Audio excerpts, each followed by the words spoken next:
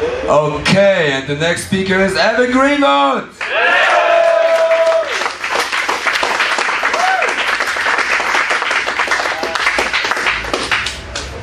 So I don't have, my computer kind of broke down right before this, so I was going to get Ben do an interpretive dance to help you guys understand, but then his performance in Broforce was outside of the courtyard was kind of bad.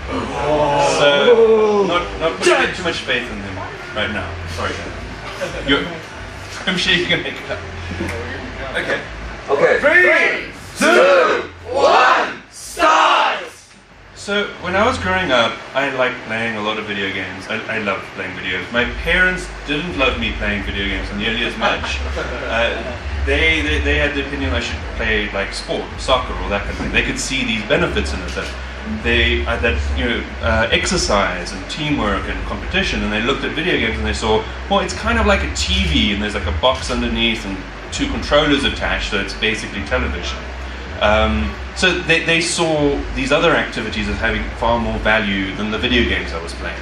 And I guess, they saw video games were fun, but I guess if I had just believed that, I wouldn't be making games today, and I get you guys wouldn't be making games either. And I've had this wonderful experience with Broforce, and the first time it came to an exhibition was at Amaze 2012. And that was just the most awesome thing. It was like the first time we put this game in front of people who we didn't know and just kind of gave them a controller and saw what happened. And people were like laughing and they were having this good time. And the game was meant to be funny, but there weren't really any jokes. And then people were laughing, and that made me feel good. And I was like, I like to laugh. I like to make people laugh. I want to know kind of what's this about. And there's some like really interesting research on laughter and humor, and like there's competing theories about it. And one of the things they do know though is that when people laugh because of humor, dopamine is released in the brain. This is like this chemical that makes us feel motivated, as well as endorphins, and that makes us feel comfortable, as well as it reduces the secretion of cortisol. Cortisol makes us feel stressed, so you literally feel less stress when laughing. So people play games, right, to like de-stress, and it was wonderful to know that this game I'd made could actually be used in this way. It could add this value that people were seeking to have in their lives. And the other thing we noticed at these exhibitions was that people were getting along really well together, and it was sometimes complete strangers because there's 4 controllers and you can kind of get in and start playing with someone you don't know, and people got along. And like what I kind of wanted to know, is this just me? Am I just seeing this, or are people really like feeling camaraderie? And there's some research into that as well. And there's a study I really like about a Norwegian military unit where they wanted to know what factors, if any, would cause better cohesion in the team. And what they found was that familiarity with the different members, as well as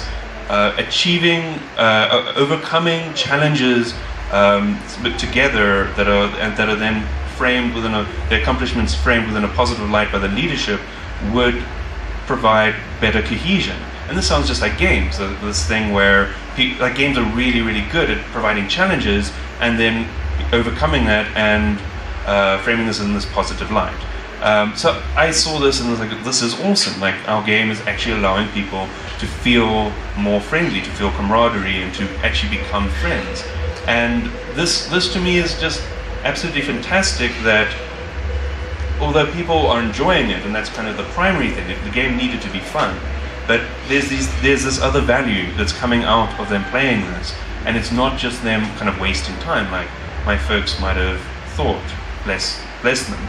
But so this is just like Broforce, and we kind of stumbled onto this. We were just making this kind of game about action heroes and stuff, and like it turned out to actually have some positive things about it. And there's a lot of really cool things a game can do. Right before this, like talking about like seeing things better and training like your cognitive functions, like that happens. There's been shown that it can improve cognitive function by about 25%. It can slow down like brain aging by about 7 years. Games can also allow people to focus better and to make decisions faster. And all these things are really awesome. I'm seeing like there's games out here and they're doing all kinds of different things, and that's just absolutely fucking awesome. And kind of the thought I just want to leave you guys with the fact that Broforce can add value to someone's life really motivates me. This is important to me, and that questioning whether how my game affects the people that play it is important to me too, because I want to make informed decisions about the design, allow the games that I make to be a positive force in the lives of the people that play them. And that's where I want to leave you with.